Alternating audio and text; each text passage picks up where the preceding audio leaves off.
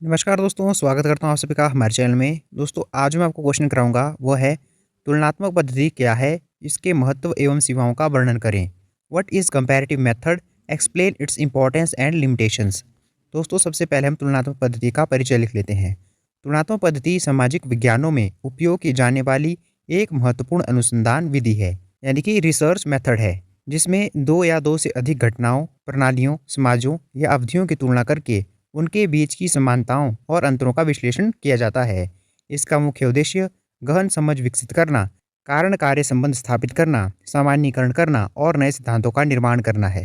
दोस्तों, जो तुलनात्मक पद्धति है वो है रिसर्च का मेथड, जिसमें हम क्या करते हैं, दो या दो से अधिक घटनाएं होगी, समाज हो गए, अवधि होगी, उनकी हम तुलना करते हैं और उनके बीच की जो समानताएं हैं या जो अंतर हैं उनका विश्लेषण करते हैं। और ये सब करने का हमारा उद्देश्य होता है अपनी समझ को विकसित करना, कार्य कारण संबंध स्थापित करना, सामान्यीकरण करना और फिर नए सिद्धांतों का निर्माण करना।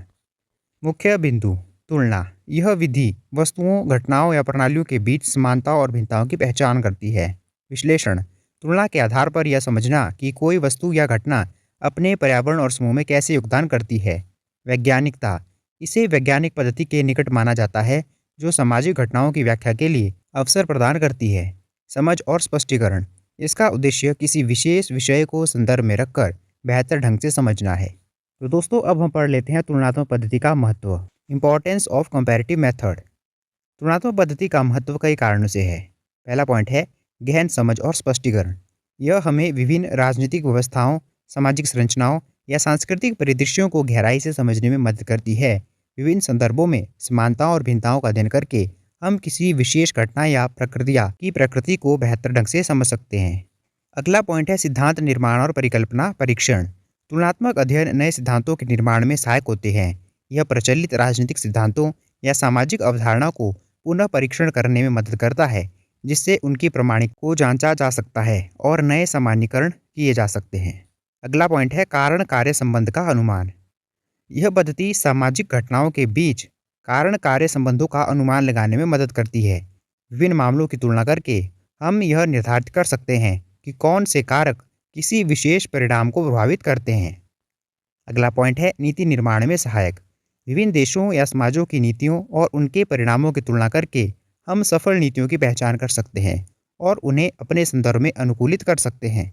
यह नीति निर्माताओं को बेहतर निर्णय लेने में मदद करता है।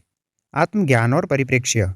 दूसरों के साथ तुलना करके हम अपनी स्वयं की संस्थाओं, प्रथाओं और समस्याओं को अधिक गहराई से समझ पाते हैं। यह हमें अपने समाज और संस्कृति से एक प्रकार की तटस्थता विकसित करने में मदद करता है, जिससे अधिक निष्पक्ष विश्लेषण किए जा सकते हैं। अगला पॉइंट है अदृश्य को उजागर करना। शोध के दौरान कई रोचक बातें अक्सर छिपी होती हैं। तुलनात्मक विधि हमें उन अदृश्य पहलुओं को उजागर करने में मदद करती है जो अन्यथा ध्यान में नहीं आते। अगला पॉइंट है व्यवहारगत विश्लेषण। यह विभिन्न राजनीतिक संस्थाओं की प्रक्रियाओं, क्रियाकलापों, व्यवहारों आदि का तुलनात्मक अध्ययन करके राजनीतिक व्यवहार को समझने में सहायक है। तो दोस्तों, यहाँ पर हमने तुलनात्मक पद्धति का महत्व पढ़ लिया है। दोस्तों, अब हम देखेंगे तुलनात्मक पद्धति की सीमाएं, लिमिटेशंस ऑफ कंपैरेटिव मेथड। तुलनात्मक पद्धति अपनी कई खूबियों के बावजूद कुछ सीमाओं से ग्रस्त भी है। इसमें सबसे पहला पॉइंट है जटिलता और चरों की अधिकता। सामाजिक और राजनीतिक प्रणालियां अत्यधिक जटिल होती हैं, जिसमें कई चर यानी कि वेरिएबल्स होते हैं जो एक साथ काम करते हैं। इन सभी चरों को नियंत्रित करना या उनकी तुलना करना अत्यंत कठिन हो जाता है, जिससे विश्वसनीय निष्कर्ष निकालना मुश्किल हो जाता है। अगला पॉइंट है तुलनीय इकाइयों का चयन। सही तुलनीय इकाइयों का चयन करना एक चुनौती है। ऐसी इकाइयों का चयन करना आवश्यक है जिनकी परिभाषा करना सरल हो और जो वास्तव में तुलना के योग्य हो।